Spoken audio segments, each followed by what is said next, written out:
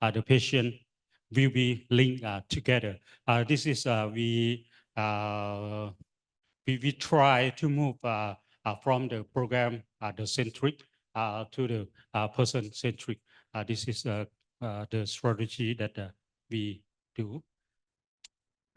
This one is for the DHIS2 tracker programs. Like I explained, like last slide, is so far we will see the suppose the malaria. We will know only the amount of the person get infect the malaria in this week, just only the number. Is right now for we try to adapt to be the tracker program. We just know we just not know only among, but we will know the person who get an infection for the malaria in that district or in that village. Another one also is HIV, TB also. It's right now we can know the person who get infected that diseases in that zone, in that area, or in that village. Compared to so far, we just know only among only. We don't know the person, but right now we know the person. This one, such as malaria, HIV, TB, start implement from 1918, and another one is 1990, 2019, 2023. But for this year, we develop like MCH, IPD, and NCD, and another one we will develop to be the tracker program, because it's very important this one, because we will know specific know that person in that area, not only among like so far.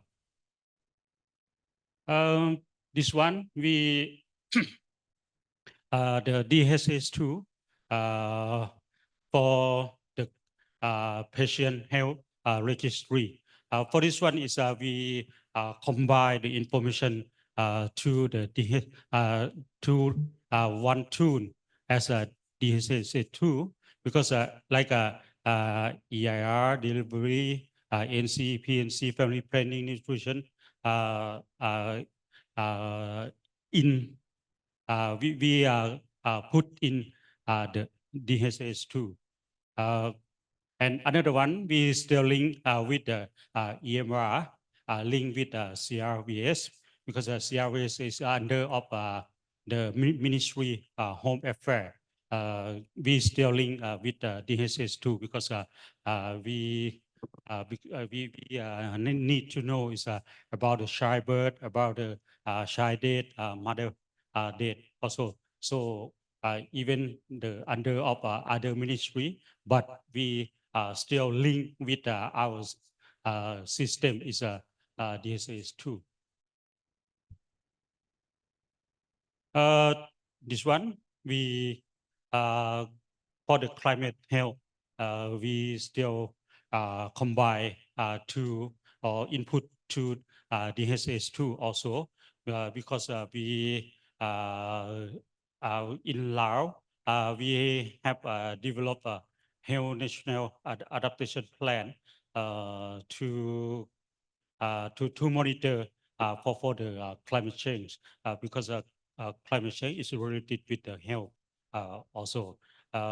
We still integrate the weather data into DHIS2 also for this one.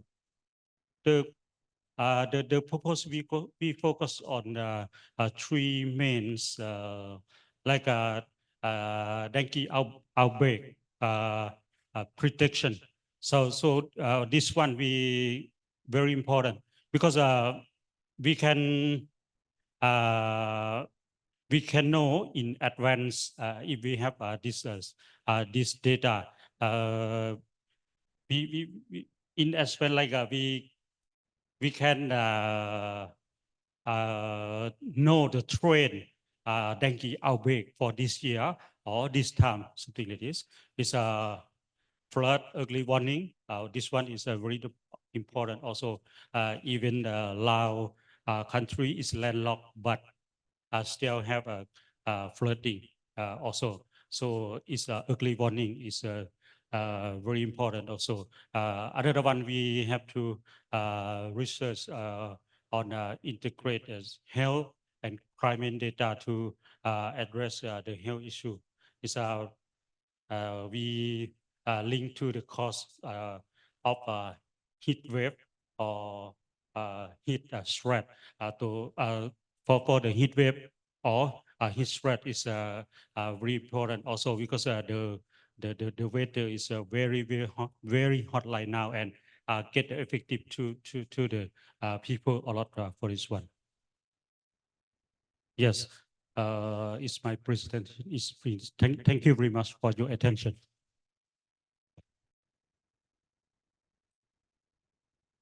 Yes. Thank you so much, Director General Visit Kamlusa, for the presentation on the current implementation of DHS2 in Laos and also the future plan. So I think we can take a few questions if you have any questions for Laos. Yeah, because Laos just passed the 10 years anniversary of DH2 implementation, and most of the program now they are moving to tracker. So yeah, will be a really exciting plan in the future. Yeah, I think we have one question for Rati.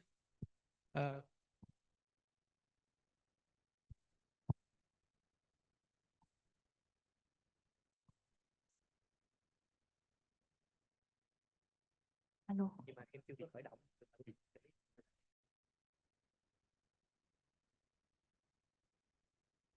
Thank you for the opportunity. It was a comprehensive and interesting information for the implementation of the HISP in South in Laos. I was interested when you're talking about the tracker implementation in Laos. And I was wondering, what are the challenges that you face in terms of implementing the tracker programs in the DHIS2? Yes. For this one, we for the main challenge is about the human resource, about the person who respond the system, especially is the government resource person, because right now we still refer to the outsource for this one. Maybe as our colleagues, our team can support me to respond. Question.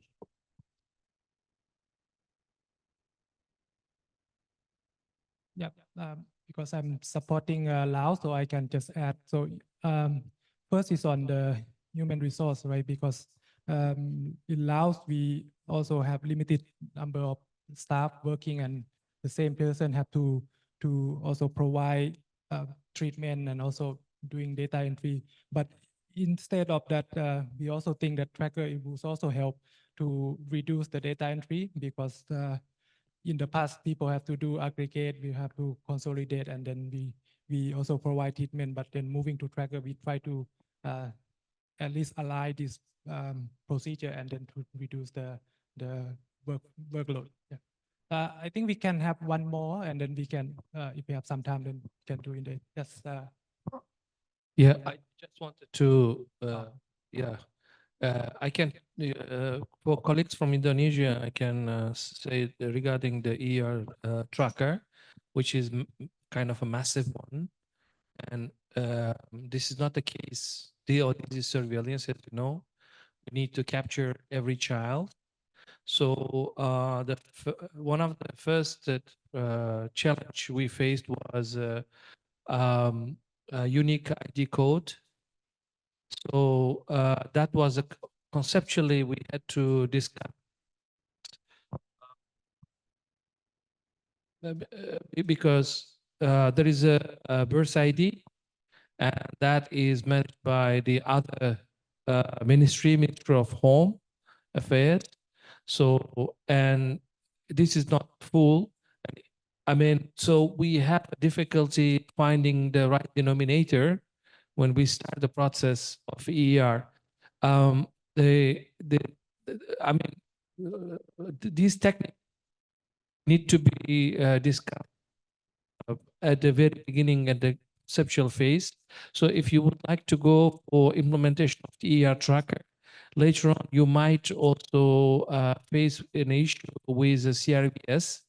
So it is important to bring intersectoral groups for the discussion what you're going to do, and that using health facilities to register not only immunization but also birth, children live birth but by beneficial. The other difficulty is yes, it reduces paperwork, but at the beginning, first 2 years, forget it. You will have a lot of workload and it will bring a lot of frustration. So you have to manage the frustration because too many works, you know. So second is the faster you start using the data and then provide the feedback to which are entering data and they can see benefit, then they will understand why they're entering data. Otherwise, just entering and data is going somewhere, there is no feedback and it's going to be challenging. There are different, I mean, depends on who are your partners, whether you have World Bank, what they are doing. Duplication is a big risk also. Please be mindful. So start from the intersectorality, and then conceptual development would be the good start for any country. Thank you. Okay, thank you so much, Dr. Suprat, for your comments, and I hope that answered your questions. So I think we can continue the discussion during the break as well, because the participant will be here, and then feel free to I mean, the presenter will be around, and feel free to grab and have a more detailed discussion. So once again, thank you, Director General visit for the presentation. So next one, I would like to invite Ms. Tui from USCDC to share about the implementation in Vietnam.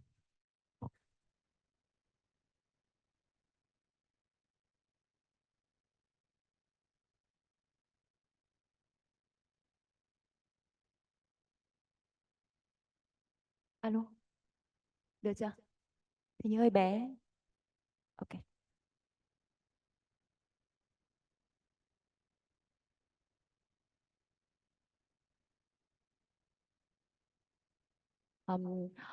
Good afternoon, everyone.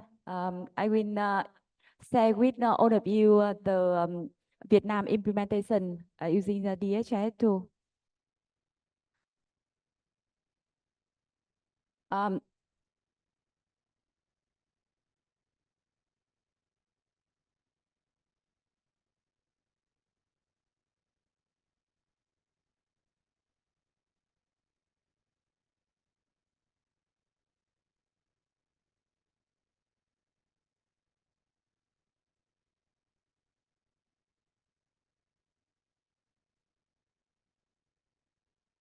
Before going into detail of the CDC accomplishment and priority for the next few years, I would like to give you a quick overview Vietnam. Oh, sorry. Vietnam surveillance system for communicable disease. The system had, as you know, in the Vietnam, the highest level, we have the Ministry of Health. Under the Ministry of Health, we have the two agencies related with the surveillance system. General Department of Preventive Medicine and the Vietnam Administration of Medical Service. The system has mandatory reporting requirement at different administrator level, from the grassroots system to commune, district, and provincial and regional level. The overall lead up and coordinator for the surveillance system in the MOS is the we call General Department of Preventive Medicine. GDPM also oversee the national network of regional institute, and GDPM also support for the surveillance system, VAM overall the hospital system in Vietnam. And we have the 4 regional institute in the north, in the central highland, in the coast, and in the south. And we call the Pasteur Institute or the National Institute in Hygiene and Epidemiology. There are 2 agencies work very close in the together and provide policy and strategy guidance for the MOS, from MOS to related with the surveillance system in Vietnam. And in the public health, CDC also work and have the co-act with the 4 regional institute, and also have co-act with GDPM and VAM. That is the overall the surveillance system in Vietnam, and with the activity related. Okay, so in the project related with the DHIS2 in Vietnam, we have the several activity, and I already highlight the activity related with the US CDC. We support for the GDPM to develop, and right now we still waiting the decision to implement for the event-based surveillance system. We also support for VAM to develop the influenza monitoring system, and support for GDPM and for regional institute to develop and implement it. Right now, we already implement in the GDPM and for regional institute epidemiologic data warehouse.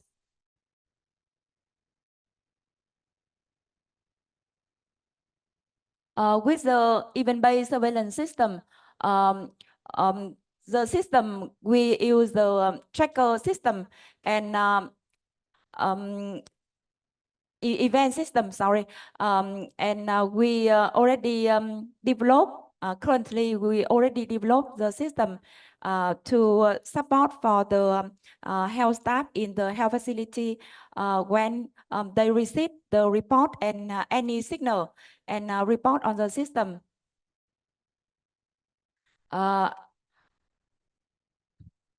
This is the dashboard for the EBS system. Currently, we have the we input the dummy data because we still waiting the guidance to implement.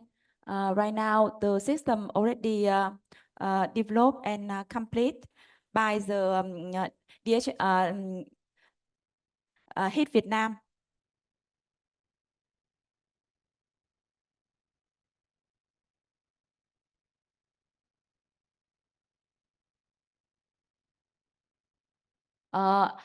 For the entry data, we using the eye capture, and we also have the recognized winning site verification result and event report on the system. The screenshot display the form for people and entry data in the system, and of course the people can come back in the dashboard to see the overview or maybe see the accurate data.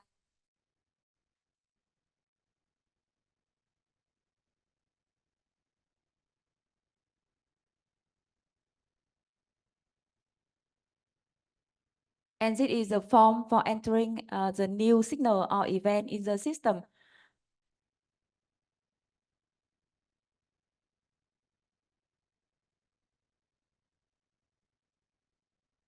Because the time is only the 50 minutes, so I will pass to the next slide to introduce about another system we already support for from the CDC. For the second system, we already support for flu monitoring system, and the system using the DHIS2 for the tracker.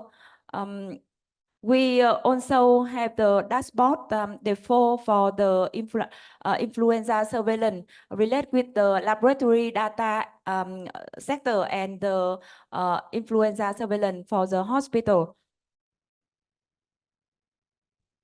Maybe have the several different, but I think we also have a lot of the benefit when using the DHIS tool, and the people from the hospital and can see the overview and the data already visualized, or maybe have the making decision from the data in the flu system.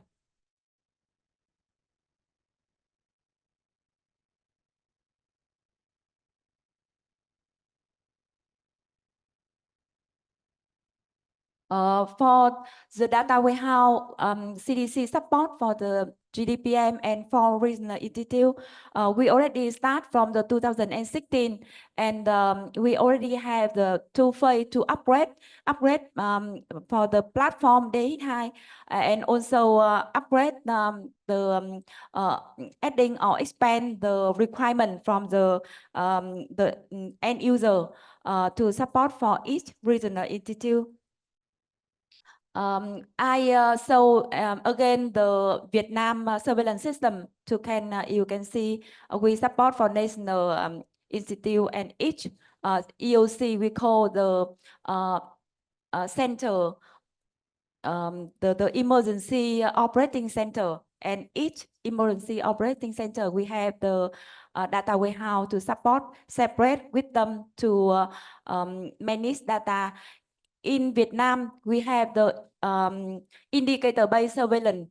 We call the electronic for communicable disease surveillance system, and using another technology, but the software only support to enter data in the system, no function for the visualization and the analysis data. So we using the DHIS tool for the visualize data and analysis. Currently, we stand in the phase 4. We already passed from the 2016. Right now, we already stand here, and now currently we continue to support for the Ministry of Health to upgrade the indicator-based surveillance system. We call the ECDS, and integrate the EBS and IBS in the one system in the future. We also have planned to continue develop the regular and scope of work for on using the data warehouse, the indicator-based surveillance, and also the event-based surveillance to management and user.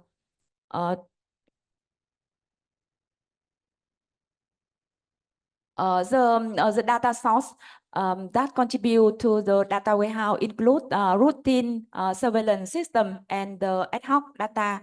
With routine surveillance system, we have the main data from the ECDS. We integrate via the API by the daily. The system, the surveillance, the data warehouse have the huge data by the key report from the ECDS integrate through the API in data warehouse in national and the regional level. We also have routine surveillance data from the technical team. For example, for each the regional entity, we have the general infectious disease. For the dengue team, HIV immunization team, they also have the data and they set in the multiple the program. For example, WHO program for the maybe from the Excel file, asset file, or something like that. Most of the data is accurate data, or maybe like this, they keep from the lower level. So they entry data from the system, or maybe import the Excel file by the template we already developed in the DHIS tool. With the Sentinel surveillance, we also develop and support for the data warehouse with a SARI and IOI and for the Sentinel surveillance and based on the requirement from the regional institute and the GDPM. We also have developed the event-based surveillance. Currently, we already developed not under. And we also work with the laboratory system from the each regional institute and already integrate the data from epidemiology and the laboratory system integrate in one and visualization data in the data warehouse. Besides the routine surveillance system data, we also have the ad hoc data from the outbreak investigation, and we have the general form to entry data in the system. Currently, we only enter data by the event, not have a checker in the data warehouse. And of course, for group ADZ, according by the 54 circular, for the infectious disease, we also had the form to entry data in the system by the K report. I went to demonstrate for the data warehouse we already implement in the Southern Region Institute. This is the system, the RAN system. We can see the default screen we call the AP bulletin because the people from the health sector using the information from the data warehouse to develop the report, routine report by weekly report. And in the AP bulletin dashboard, we have the information for the own infectious disease. This information not requirement people entry data in the data warehouse. I already mentioned we have another software we call the electronic for communicable disease, and the people entry the K report and patient report in there, and the API with the pull own data from the ECDS to the data warehouse using the DHIS tool. For the each disease, we also have the dashboard to the analysis very detailed about the weekly or about the monthly, about the quarterly or daily. It's very detailed, and based on the situation, the people can analyze this and maybe can export data. I think that is the very useful when the people have the dashboard or maybe the data warehouse, because they can comparison a lot of the information. For example, relate with the dengue fever, we have the many information and we put in the data warehouse, and we can comparison and give the decision or the making decision based on the data. In each regional entity, we also have the emergency operating center. It's not the only the room with the video conference and audio conference. We have the information, the data based on the server and the data warehouse to display on the EOC center for each regional and national. We also have the information that's the same.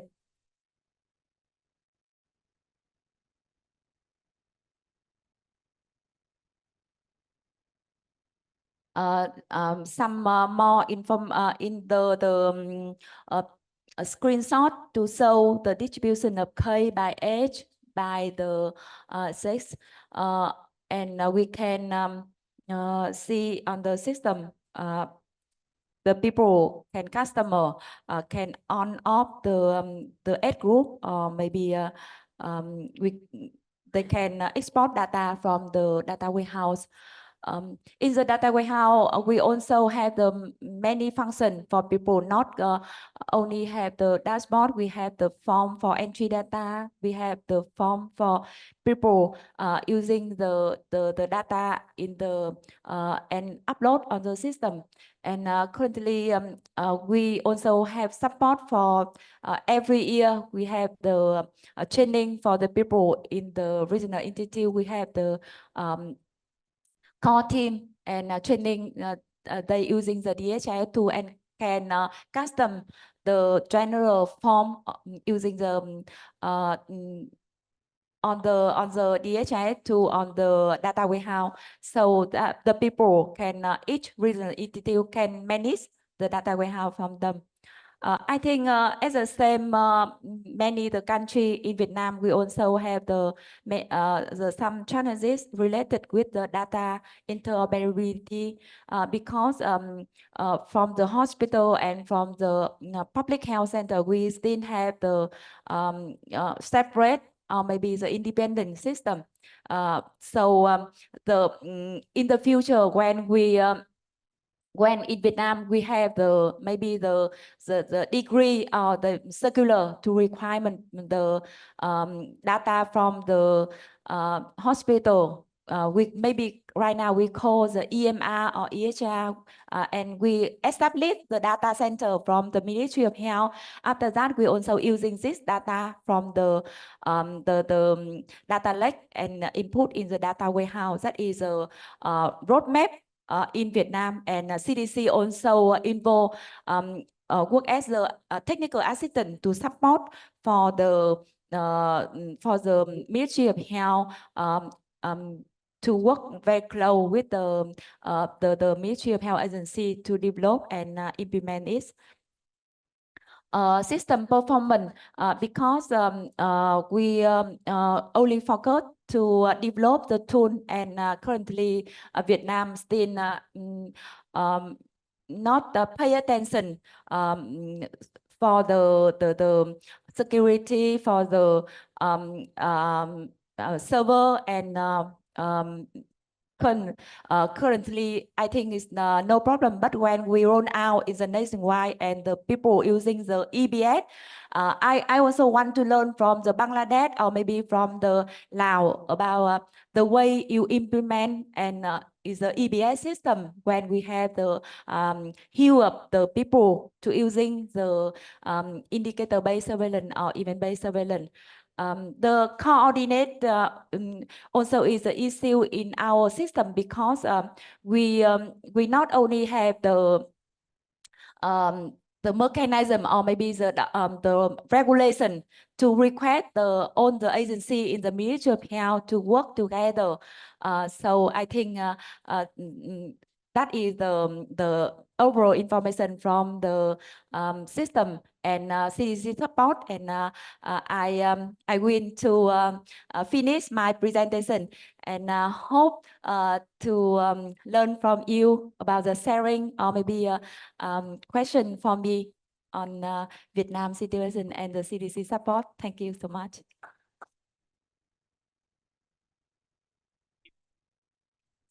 Yeah, thank you so much, Ms. Tui, for the presentation on different implementation of this tool in Vietnam and the usage of dashboard. So I think we can have one question if any from the audience. If you have any, can take one question. Okay. Okay, I think things should be very clear, but like I mentioned, we still have time during the break and the past 2 days for the more 2 days to discuss. So feel free to grab her and then discuss.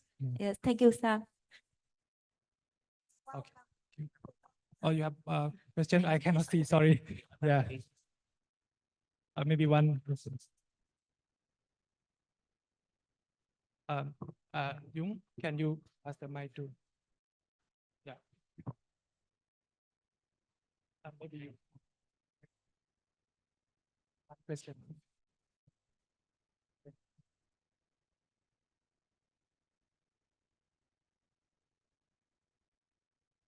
Thank you. Thank you for the presentation. So Wanda from the Visual Cambodia.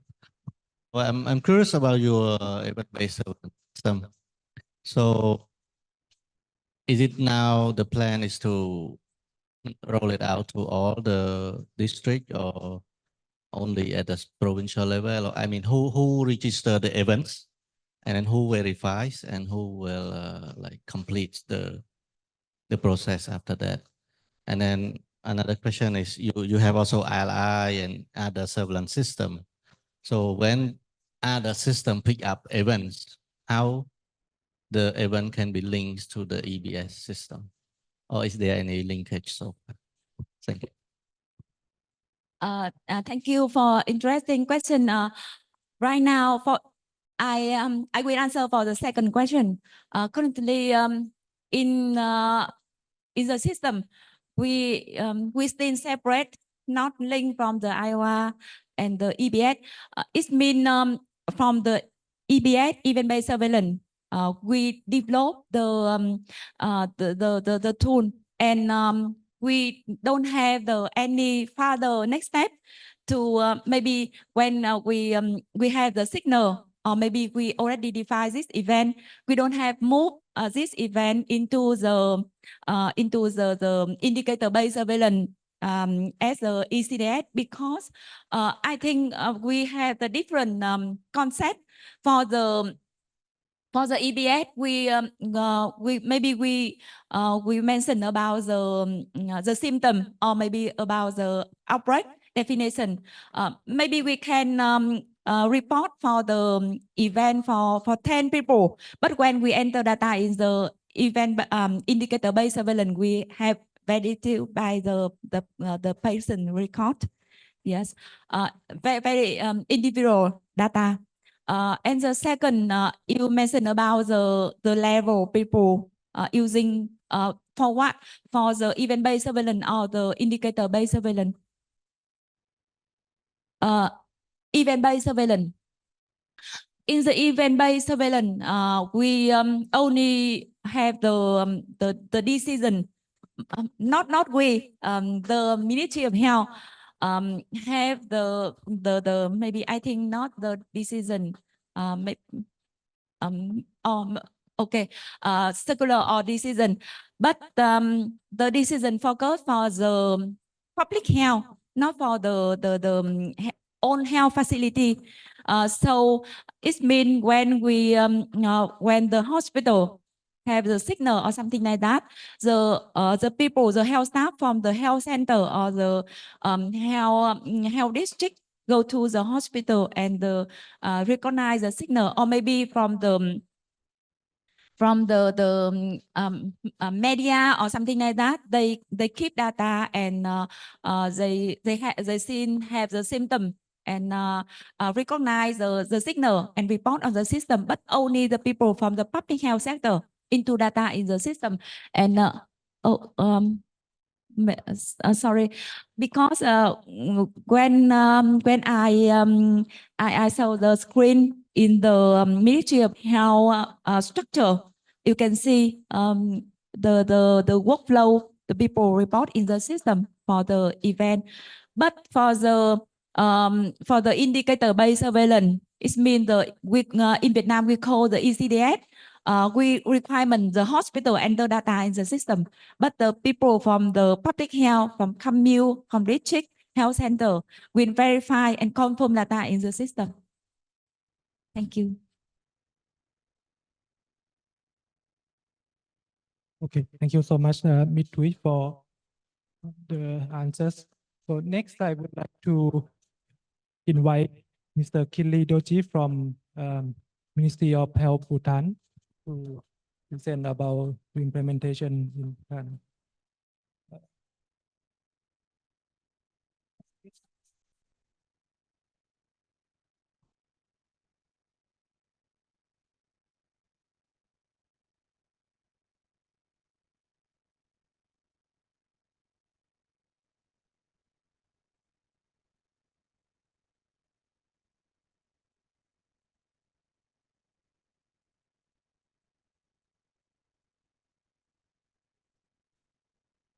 Hello, good afternoon. Good afternoon.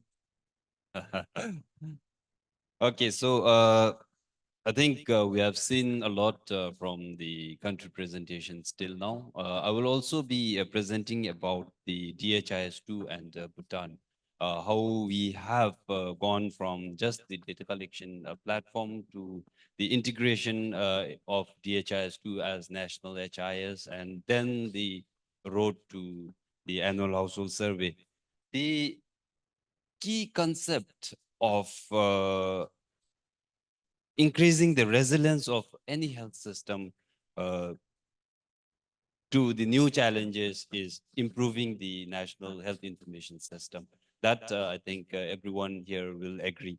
And the management and the governance of health information and information system in Bhutan has been fragmented. And there are so many disjointed systems in the country.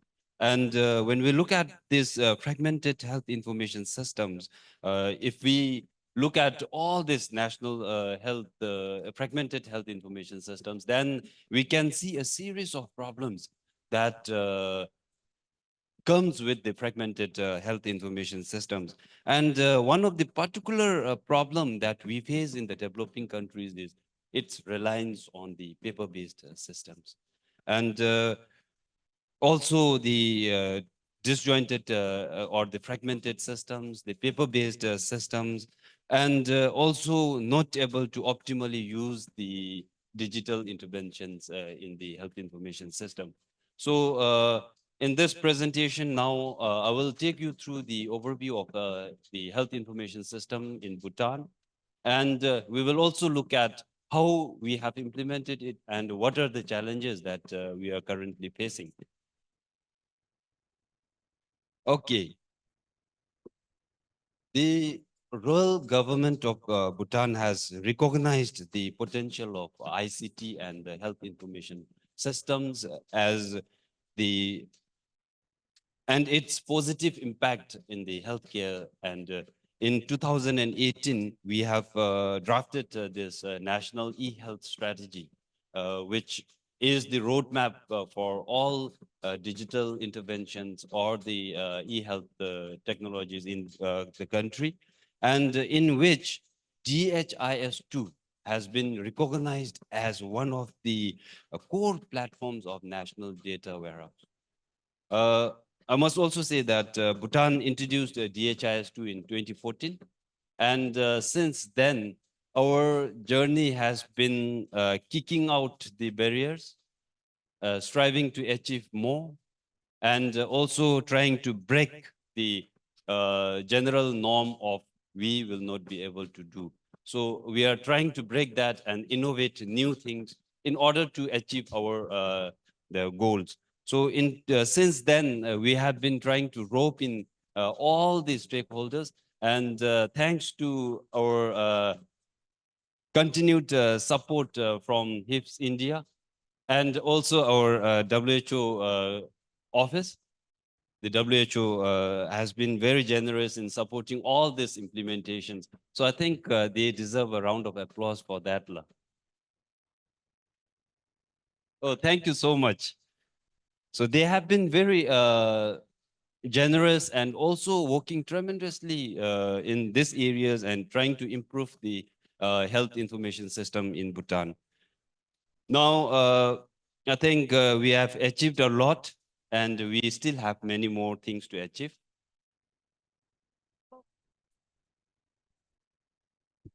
So now what are the jewels of successful implementation of HIS in Bhutan?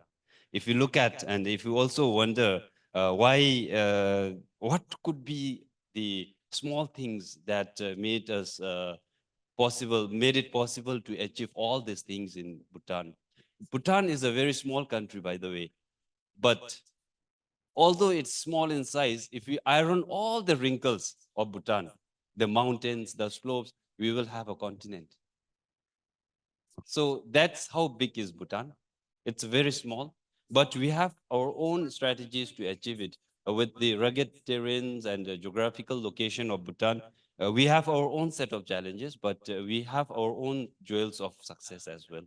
So digital health strategy reforms are aimed towards improving the efficiency of HIS in Bhutan by refining the governance structure itself. And we have tried to restructure the governance structure of HIS in Bhutan by implementing something called the steering working group, who has been the epitome of the governance of health information system in the country. So we now take pride in having a very strong governance mechanism in place and the partnership of all our stakeholders. Because first thing that we need to do in order to implement any new technology or system in the country is buying in all our stakeholders, which is very important. Without this, we are not going to move any further. So we are proud that we have all the systems in place. And we also, the working group also looks at is also functioning as the critical leadership and providing the technical support both in changing the people and also the systems challenges that we face in the country. So we are also developing a very strong digital infrastructure in place in order to make all the systems in the country interoperable, and also integration of the current systems, the paper-based systems into digital ecosystem. Both the national health policy as well as the national e-health roadmap or the strategy master plan advocates in the use of digital technology in order to strengthen the health information system as well as the data ecosystem in the country. So now we have, although very small in numbers, but we have a very multiple and robust information system in the country. We are also looking at the building of HR capacity, and we have completed the assessment of ICT educational needs in the country, and we are developing this training facilities in collaboration with the university in Bhutan. We are making all the courses online. So now, if you want to know about the digital health and also the health information system in Bhutan, so this gives you a very rough idea, but clear picture of how how health information system in Bhutan looks like. So we have something called electronic patient information system, which we just implemented in 2020 and 2023. This electronic patient information system will capture the longitudinal patient information in the country. So it's implemented in all the health facilities. And now we are gearing towards its interoperability and also integration with the other systems. Electronic patient information system itself is a very huge system. It also pulls data from the CRBS system in the country. So we do not enter patient information like demographic profiles into electronic patient information system, but it's directly pulled from the CRBS system. And also DHIS2 stands as the core platform for us with so many data reportings in it. So now let us look at the DHIS2 ecosystem in Bhutan. We have the tracker capture where we have around 6 different tracker reportings in the DHIS2. We also stand as epitome of use of DHIS2 in the cancer screening programs. I must say that the use of DHIS2 in cancer screening, which we implemented in 2020 to 2023, we screened all the women aged 40 and above for cervical cancer. We also screened all women aged 30 and above for breast cancer. We screened all individuals in Bhutan above 18 years old for gastric cancer. We also tested for H. pylori. So during that, I must say that use of DHIS2 was abrupt, as well as the timely. Because I say it abrupt because we thought about implementing this at the 11th hour when we were about to roll out this screening program. But thanks to our HIPS team who has worked tirelessly for implementing this, they have delivered this on time, and we were able to record this information in DHIS2. So we have the 7 modules in tracker capture, and we have 7 different aggregated reporting forms in the aggregated reporting in DHIS2. Now, we are also expecting to link it with the electronic patient information system so that DHIS2 and APs are linked together. Considering that data in itself is a combination of millions of stories, but if you don't disseminate it, the government will sit on piles of data lost without insightful or meaningful information. So we tried to disseminate this data through different platforms. Actually, we have used this in the DHIS2 has been cited as one of the major data sources for monitoring and evaluating the 13th 5-year plan of Bhutan, which is the overall plan for next 5 years, starting 2023. And also we publish the annual health bulletin, which comprises of all the aggregated data collected in DHIS2 as well as other information systems, also the paper-based system.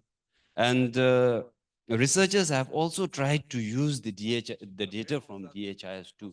And one of this example is population level cancer screening and cancer care in Bhutan, which was published in the Lancet Regional, which summarizes and reviews the cancer screening in Bhutan and how the cancer care is being delivered in Bhutan.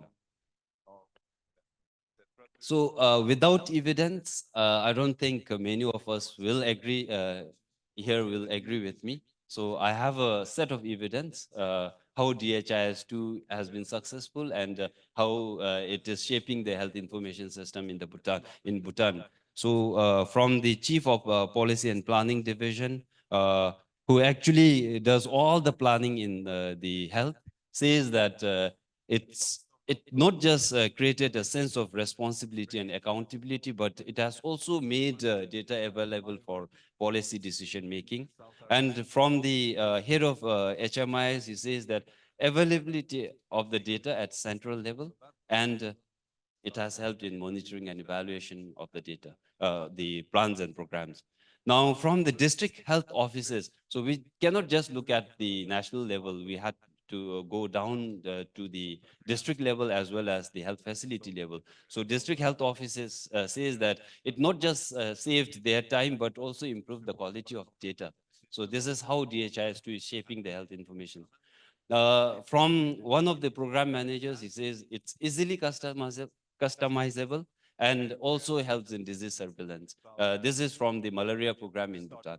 And also from the health worker, says it's just not, it's very convenient, as well as it can record the information offline as well, which is one of the key features of DHIS2. Okay, so in many of the settings and in our previous presentations also, we have questioned our quality of the data, admin data. And we are also concerned, equally concerned about the quality of admin data. So we wanted to see whether how accurate could our DHIS, the data recorded in DHIS2 be. So in 2023, we conducted this national health survey. By the way, as information to the gathering here, Bhutan conducted this national health survey. First time in the history, we consolidated 14 surveys together, including the DHS and also the STEPS, NCD STEPS survey together. So we have 14 surveys being consolidated, and it turned out really well. Now we are comparing the National Health Survey data with the DHIS to the admin records. And as you can see on the slide, how accurate our admin data is. NHS 2023 says neonatal mortality is around 6.9, but from DHIS to its 7, there is statistically insignificant differences in the figures. Also, if you look at other key indicators also, it shows the similar trend. So I'm thinking and hopeful that all our other indicators will be same as well. We have a mouthful of success stories, but we also have a handful of challenges that we are facing. As a small country, resource constrained country, we always have these financial challenges, as well as the lack of appropriate communication infrastructure in the country. So with all these rugged terrains and geographical location, we have the low internet coverages in some of the far-flung areas, which poses us so many challenges, and also the human resource competency. So human beings are one of the most difficult species to deal with. Number one, we lack knowledge of how to use this system.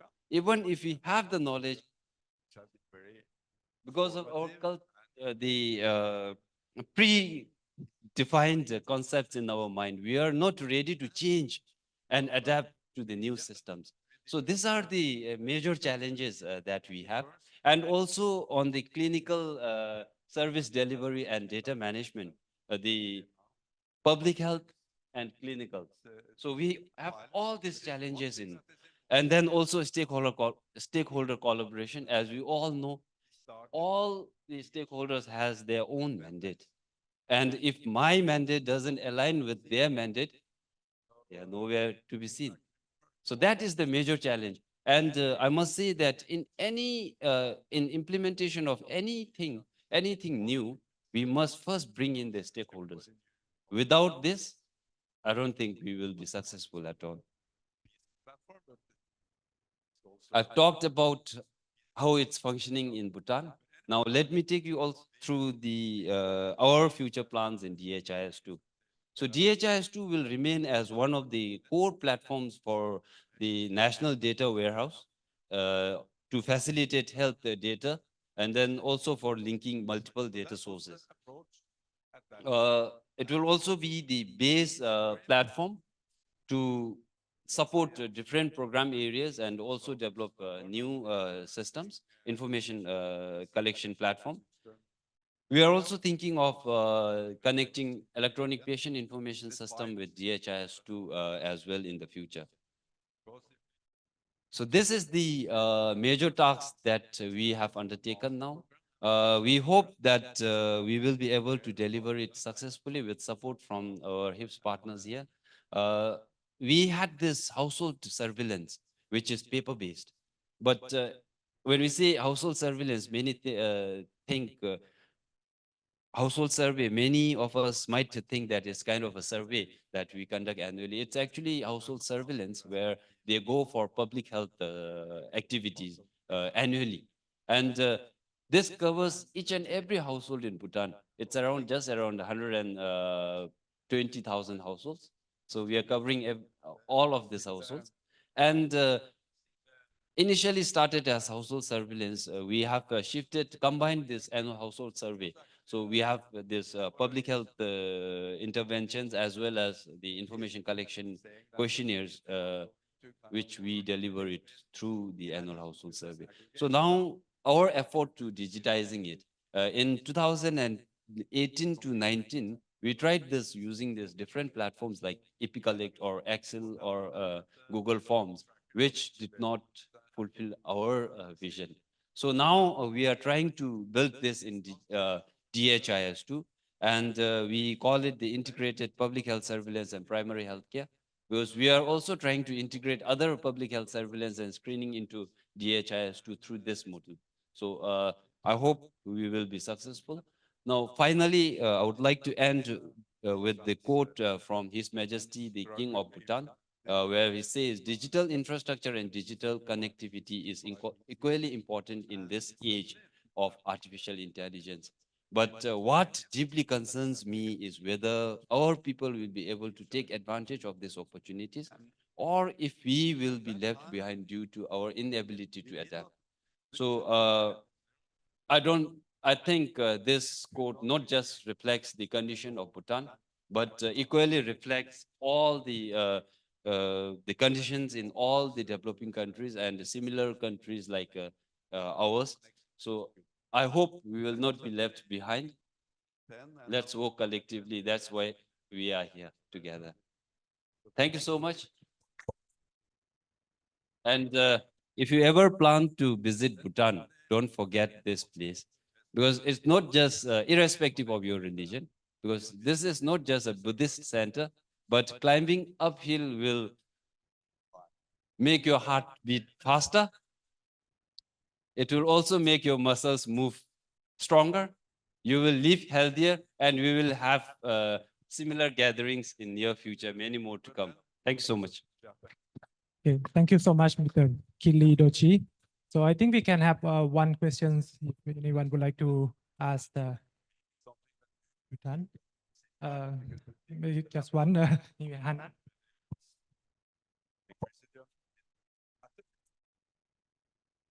No questions that I will not be able to answer.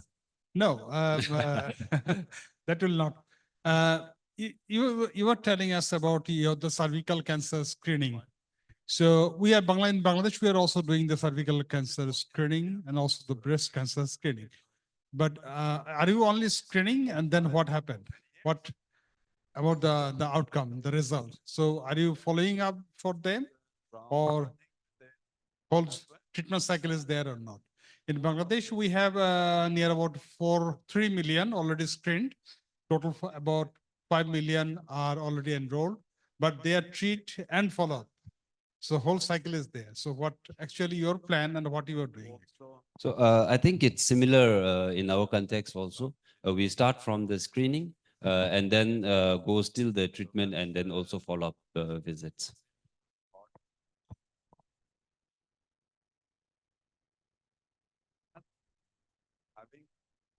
Okay, thank you. Thank you so much, Mr. Kili. And yeah, oh, one more. Okay. Yeah.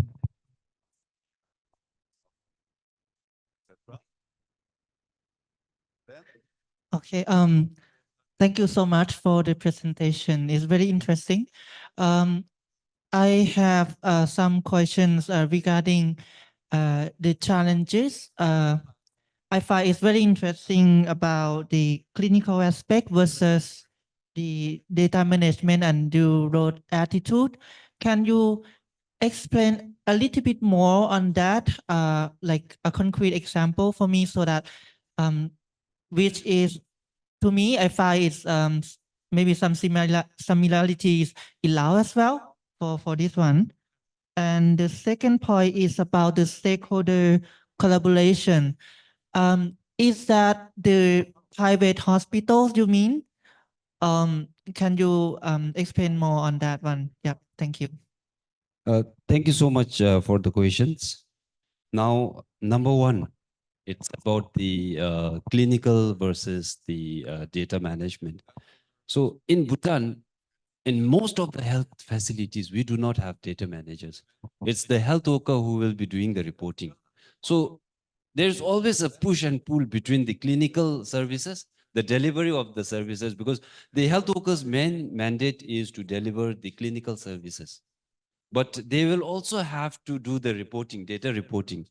And in many of the cases, when we have so many parallel reporting systems, the health worker lands up doing more of data reporting than the clinical works.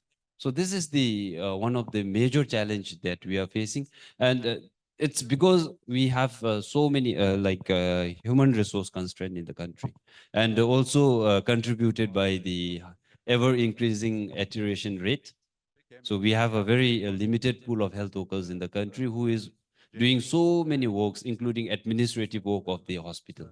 So this is one of the challenges. Other thing, I think you mentioned about the attitude of the people. So it's not just the health workers, it's even the program managers as well as the general public.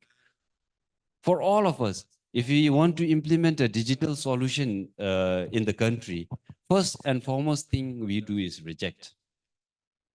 We always reject something that is new because we do not know how it will work out. And then in a process of saving our own head, we'll end up losing a huge chunk of data. So this has always been process in our developing countries, because every time we introduce a new thing, it's always one step in and one step out. So we don't want to really jump into it, and then because we do not see the future. We are not clairvoyant, so we do not see the future. So we are all bounded by all these misnorms as well as the preconceived ideas of not, it will not function. So that's number two. Sorry, the number three, you said was stakeholder thing. So stakeholder in Bhutan, we do not have any private hospitals. And the private diagnostic centers are also controlled. We do not have many the private diagnostic centers. We have only just 4 to 5 private diagnostic centers. And with the population like in Bhutan, and also the constitution of Bhutan states we have to deliver free health services, healthcare services to the citizens, including education. So there is no private hospitals. But what I mean by the different stakeholders is, firstly, within the ministry itself, we have different programs. And each program will have their own set of reporting forms as well as their own system. So that's the internal stakeholders. Now we also have the external stakeholders like National Statistical Bureau. We also have the research organizations. We have the university, and we also have the CRVS, the Ministry of Home, who controls it.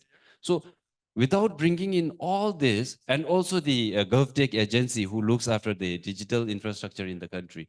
So without all of them coming in, and without having it as a whole of a government, whole of a society approach, I don't think we will be able to move any step further. So that's what I meant by the stakeholder consultation. I hope I clarified your doubts. Okay, thank you so much. I think we have a lot to discuss, so I would encourage we can take that during the break, so you know the presenter, so feel free to grab them. Next, we still have one last presentation from Indonesia. Maybe I can invite the representative from Indonesia, and then because we started 10 minutes late, so we can take that from the break. So we have one presentation. So may I invite Rati from? Can we have on the screen? Hosted by the HISP Asia Hub. This year, we're joined by 75 participants from 10 ministries of health, 11 partner organizations. Yep. Thank you. Center, and my colleagues from 7 HISPs in the Asia Pacific. Through the conference days, we aim to exchange ideas, share innovations, and strengthen our collective. Okay. Good afternoon, everyone. My name is Rati, for short. Yeah, Rati Shabrina from HISP Indonesia. I'm not here alone, but I'm with the Ministry of Health, a representative, Mr. Damish from Indonesia as well. So today, we would like to share our experience in implementing the DHIS2, and work collaborate with the Ministry of Health. For the introductions, I would like to share with you about our geographic information in Indonesia. We are an archipelago country, over 17,000 islands with 38 provinces, 514 districts, more than 10,000 primary healthcare, and more than 3,000 hospitals in the country. And so Indonesia has a vast and complex health management systems indeed. On top of that, the Ministry of Health has started to adopt this platform, the DHIS2, since 2016. And moving fast forward, 2018, they have expanded the DHIS2 utilization for its One Data initiatives, and also called as ASDK, or its abbreviation for Aplikasi Satu Data Kesehatan. And it is also being supported by the published of this presidential regulation or decree for the health systems, which the initiatives is One Health Data. And the ASDK, or Aplikasi Satu Data Kesehatan, was officially launched by the Minister of Health. And this is the event took place in 2019, where the data availability in the platform includes so many programs. We took it for the disease data, health facilities data, health human resources data, and health financing as well. So where is the data coming from? The data sources for this ASDK is actually coming from a multi point. The first is some of the health facilities still carry on manual data entry. So they are still Excel based or paper based.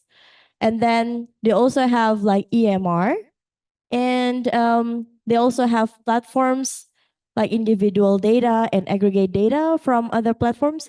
And for your information, the Minister of Health has invented, they have like doing an assessment, and it is over 400 health applications distributed across the nations. So this is one of our big challenge to tackle the health management system. And as you can see that this is the middleware. So from all of the data entry, even if it's a manual or is it by system, they will go straightforward to a middleware where the Minister of Health has taken the initiatives to use the standardized middleware using the FHIR standard. And it will going directly to the ASDK, and the data will then going for disseminate like through dashboards and for data analytics meta. So there are lots of programs that being implementing this DHIS2 platform, but I will highlight one of the most recent implementation in the surveillance, which is the rabies program. So in 2020, Indonesia has launched the roadmap for rabies elimination by 2030, echoing the global commitment zero by 30. So one of the provinces in Indonesia, which is Bali. Maybe you've heard of Bali, right? Yeah, Bali has become one of the top 10 heavily infected provinces for rabies. And the reported incidence of rabies among human reached more than 51 to 150 cases over a million population. So in 2023, 6 rabies deaths, 62,672 of rabies transmitting animal bites were reported in Bali itself. So on top of that, the District Health Office of Denpasar City, Bali, launched an application using the DHIS2. They call this as DIREC. Yeah, so this DIREC is to strengthen the surveillance of rabies in addition to other information systems such as the EMR and SMILE. So this SMILE is actually another application for immunization logistics, and a web-based application to digitize the vaccine supply chain system. So how can this DHIS2 being implemented? Because it's not only like a system and not only users, but we are going to focus more on the data use. So monthly routine data use meetings in Indonesia's primary healthcare is being conducted routinely, monthly and quarterly, which we call is Loka Karya Mini or Lokmin, like a mini workshop. So all of the primary healthcare and the district health office gather together, not only for the health sectors, but across the sectors as well. And then they have the meetings to establish effective teamwork across these programs and sectors, as well as to monitor the primary healthcare activities, results in accordance with the planning, and then to identify the problems and obstacles in the implementations of the PHE activities, and then to identify the causes of problems and efforts to find the solutions. And on top of that, they will formulate a work plan for their next period. So this is one of the documentations. Meanwhile, the LOCMIN is conducted. And as you can see, these are the rabies registry format in the primary healthcare. And below is the health book for the monitoring for the rabies transmitting animal bites cases. This is coming from one of the primary healthcare, or we call it as Puskesmas in Denpasar. So the monthly PHC performance report for rabies is being discussed routinely, and they use direct dashboards for the tools to then formulate the work plan and to allocate the resources needed for the areas that needs for the rabies transmission. For example, this is the one of the data, like they have found out an increased number of rabies transmitting animal bite cases, and the meeting was being led by the head of the Department of Data in the district health office. So when we talk about the challenges on the implementations of the HISP2, especially in Denpasar, the current condition is for the rabies itself, individual report is still in Excel base and or paper based form. And the second is multiple recording reporting. So they have to manually aggregate the individual data for several reports. And DHIS2 deployed Direct, which is currently use the aggregate data. And they have faced a challenge where the delay reporting from the first case identification to the routine reports, and no specific variables for location where the patients are bitten. So the intervention, when we're having this routine meeting, we have formulate one of the several steps to intervene this condition. The first is the additional variable for location where the patients are bitten.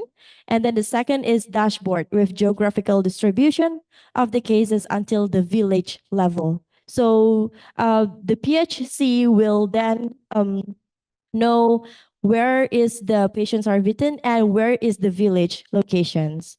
And for the potential solution, we have the individual data form in Direct, which is the DHIS2 based. And then we propose the alert function in Direct based on the definition of the rabies outbreak. And then the feature where to input the data can be downloaded for routine data use meeting in PHC, and integration between the EMR to Direct for standardization of reporting template. So this is one of the dashboard that is being able to see in the Direct platform. This is the geographical distribution of rabies transmitting animal bites in 2024. So there are still a lot of cases that we need to combat from the DHO. And for the potential impact from the previous mention of potential solution. The first is because of we propose the individual data form in Direct, and the download data feature in Direct, integration between the EMR, the alert function for disease outbreak, and the dashboard with geographical distribution of the cases. So the potential impact will be like to reduce the burden and time of reporting the rabies cases in several reports for rabies, and then faster reporting, faster response from PHC, DHO, and cross-sector, and then more complete individual data for case detection, more accurate, and then alert for disease outbreak can be more faster, and can be the source of data for anti-rabies vaccination procurement.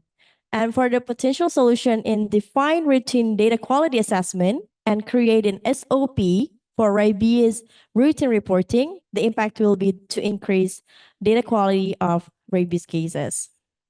Well, that's one of the use case that we use for DHIS2. Actually, there are still more on the implementation of DHIS2. We have digital maturity index, where we actually assess the readiness of the maturity up to hospital levels. So we identify yearly data.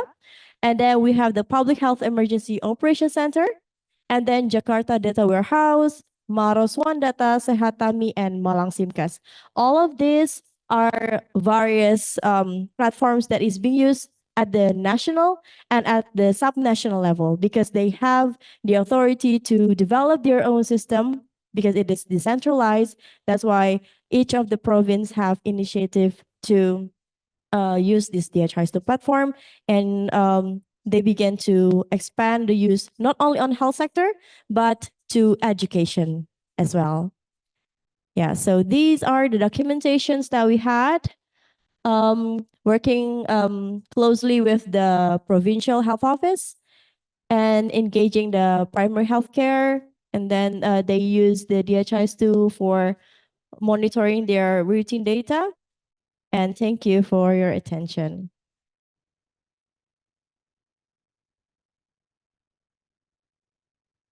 Thank you so much, Rati, for comprehensive implementation of One Health in Indonesia. So maybe we can have one question.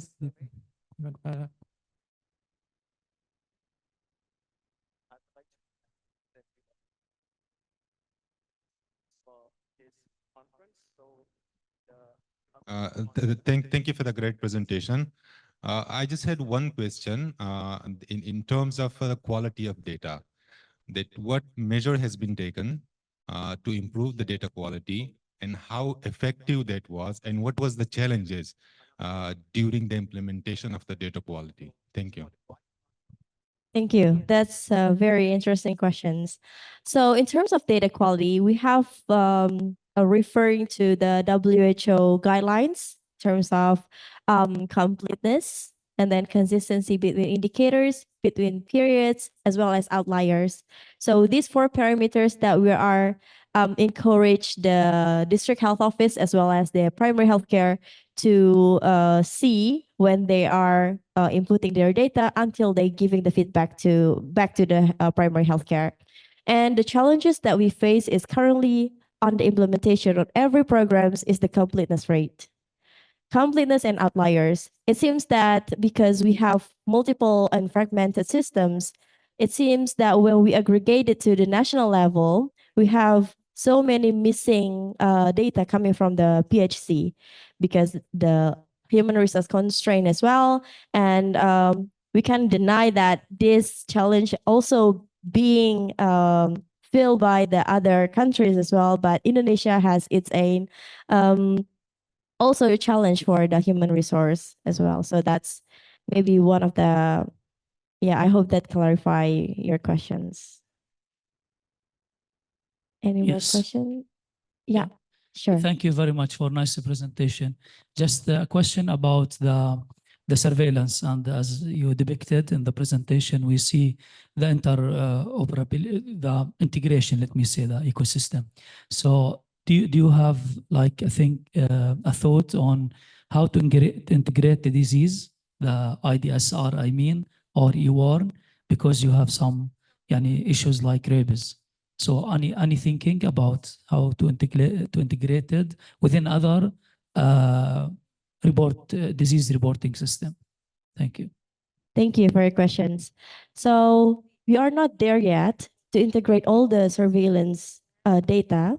However, the Minister of Health started initiatives taking initiative of Satu Sehat platform, which means the one data. So it's a different platform use. It's not DHIS2 based, but it using they build your own framework with the fire standardized data, and this Satu Sehat platform eventually send and integrate data with eWars. So the local eWars system is being communicated with the Satu Sehat platform. But in practical, they're still progressing because we're still on standardizing each of the variables and metadata for eWars and both for Satu Sehat. So yeah, we're still in process. Yeah, thank you. We have one more question there. Yeah, please. In practical, they're still progressing because we're still on standardizing each of the variables and metadata for eWars and both for Satu Sehat. So yeah, we're still in process. Yeah, thank you.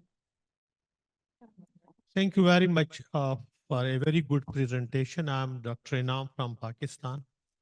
I'm sorry, maybe I have missed that, but you did not mention anything regarding the private sector probably. So how you are managing data of the private sector? Because in one of the previous presentation, they said we have no private practice. Like in Pakistan, we have a huge private sector. So what about your private sector? And I mean the data, and how you managing that? Thank you very much. Thank you. So for private sectors, for instance, like hospitals, more than 3,000 hospitals, half of that is coming from a private sector. And we're still challenge ourselves in integrating all of the data from the private because they still don't want to share their data to the Minister of Health. And as of now, the Minister of Health actually published a decree to integrate all of the EMR system to its Satu Sehat platform, and in which the impact is if the private sectors or even not all of the private, including the government sectors, they don't want to send their data to the Satu Sehat platform, it will eventually impact it to the accreditation. So that is like a force coming from our mandate from the Minister of Health to the private sector. So as of now, when you see like there's actually a dashboard, Satu Sehat platform dashboard, and you can see all of the information regarding how many health facilities are connected to Satu Sehat, including the private sectors.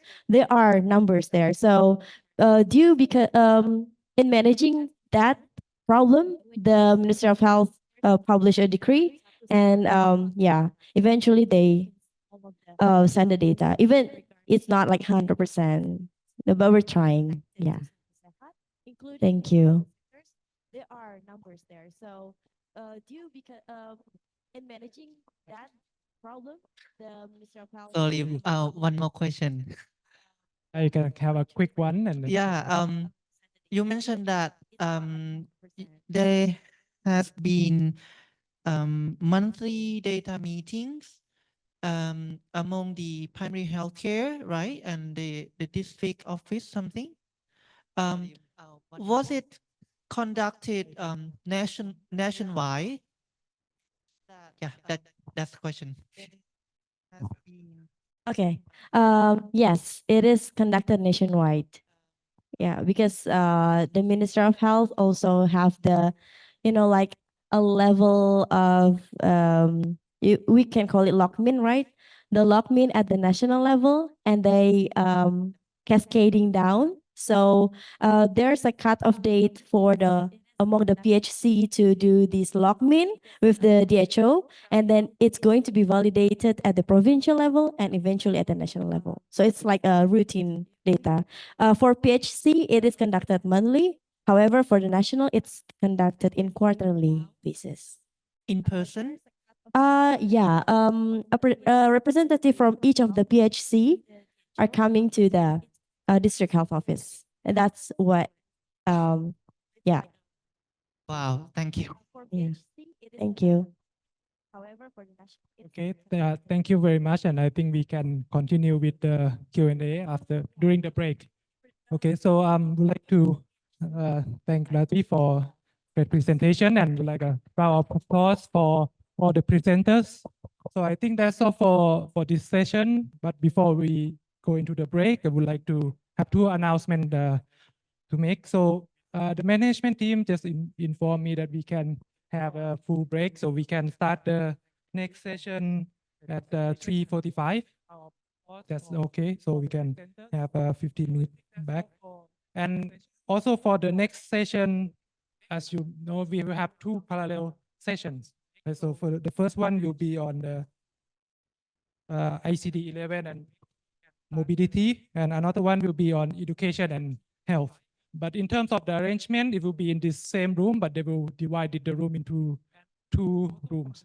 So for parallel session one will be in the middle section. So that will be the room for